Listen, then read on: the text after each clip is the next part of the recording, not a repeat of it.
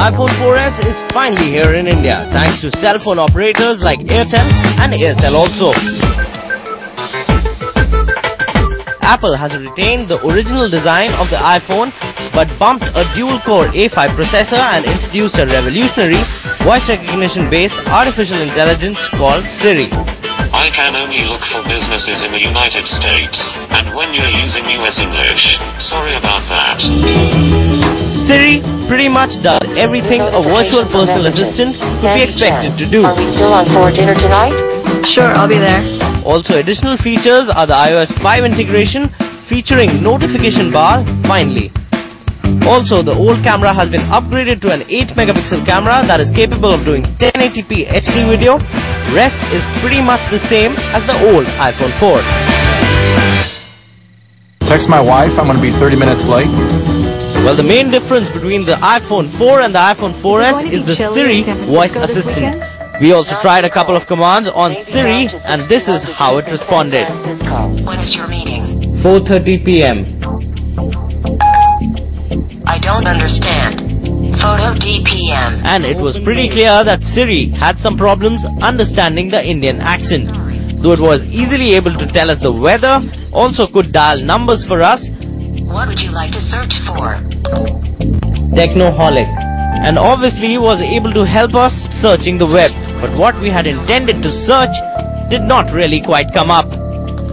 And sometimes it even refuses to open some of your favorite apps. I can't help you with Facebook. Sorry about that. So all in all, it might work for the British and the US accent, but it definitely does not work very well with the Indian I accent. can only look for businesses in the United States, and when you're using US English, sorry about that. The iPhone 4S is a brilliant phone to buy. It's the best super phone you can buy in the market right now. It's got an 8-megapixel camera that does 1080p video recording. It's got a dual-core processor. It's got iOS 5 now. Obviously, it's got a new thing called Siri Voice Assist, which works very well. Sometimes lags a bit and also has problem understanding the Indian accent, but I'm sure it will grow over time.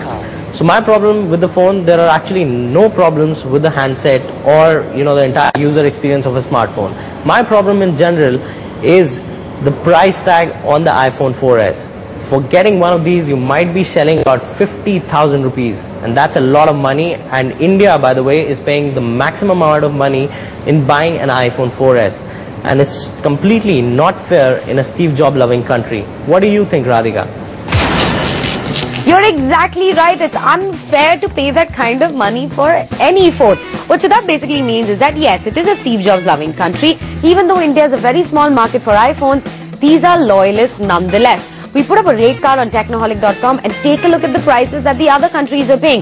33,000 bucks is what Hong Kong is paying for a 16 GB version, and even in that race, we're paying the most.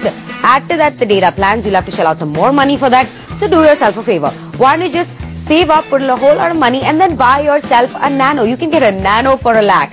Now with the Android coming into the market with phones as cheap as 10,000 rupees now, sure, the experience won't be the same, but the market will adapt. It's safe to say that the 4S is a good phone, no doubt.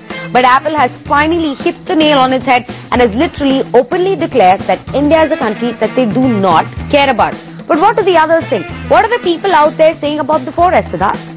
Well, that's exactly right, Radhika. It's exorbitantly priced, and I'm not the only one saying that. 45,000, oh my god. If you get a good installment scheme, I might go for it. Otherwise, I'm not going to pay this much for 4S. Absolutely, the price is really too high. I mean, they are charging too much. And if you compare between the iPhone 4 and 4S, there are no much big differences. If you actually compare it with the prices with the competition like BlackBerry and the Samsung phones, so I find it little expensive. I don't think I'll spend 45,000 for any phone. I don't think I'll pay that kind of amount just for Siri. I think iPhone 4 is, equipped with all the features otherwise. So for Siri, as it is going to be mother tongue influence, so I don't think it's worth it for Indians at least. I love iPhone. I love any Apple product for that matter. But 45,000, I think the price is too high. 45,000, definitely not. Even though it's an Apple product, but no, really not worth it.